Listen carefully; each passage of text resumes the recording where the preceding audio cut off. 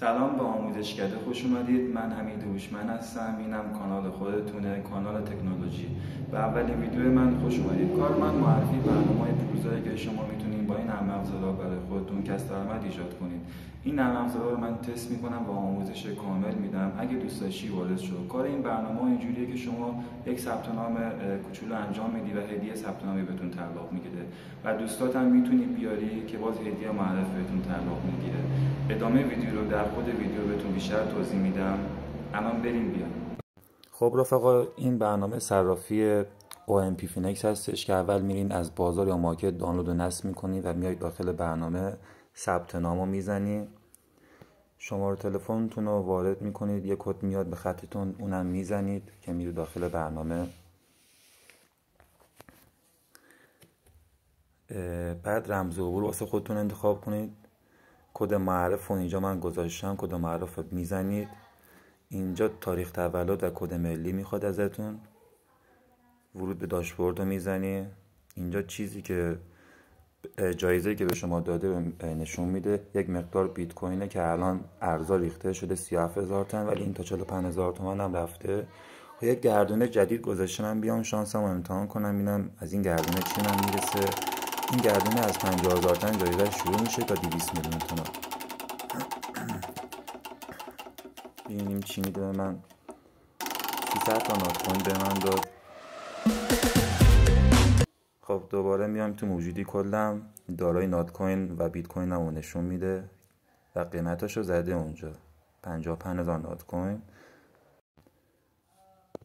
اطلاعات حساب کاربری میزنی، افزودن ایمیل اگه دوست داشتی بزن و کارت بانکیت هم ثبت کن.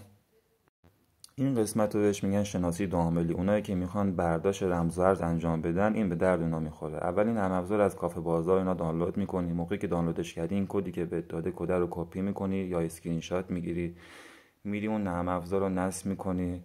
نرم افزاری که الان بهتون نشون میدم اینه نرم افزارش.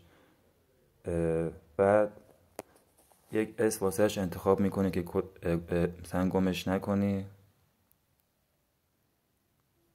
بعد کلید شما همون کدی که به شما داد کپی کردی اینجا پیستش میکنی و بعد میری داخل برنامه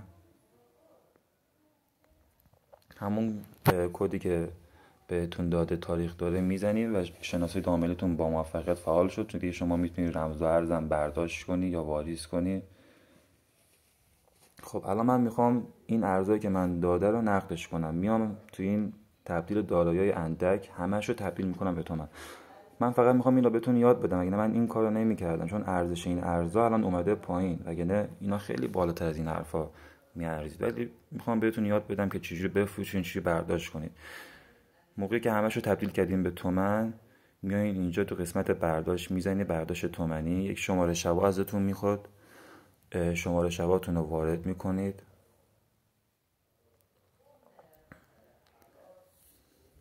شماره شباتون رو که وارد کردید، مبلغی که میخواید برداشت کنی رو میزنین. موجودی قابل برداشت همه رو میزنین. 1000 تومان هم اینجا ازتون کارمزد برداشت کم میکنه.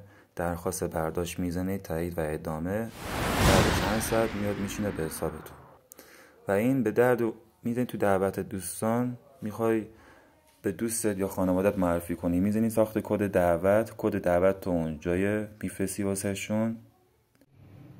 اگر از این ویدیو خوشتون اومد خوشحال میشم مسابقه کنید. تا ویدیو بعدی، بدرود.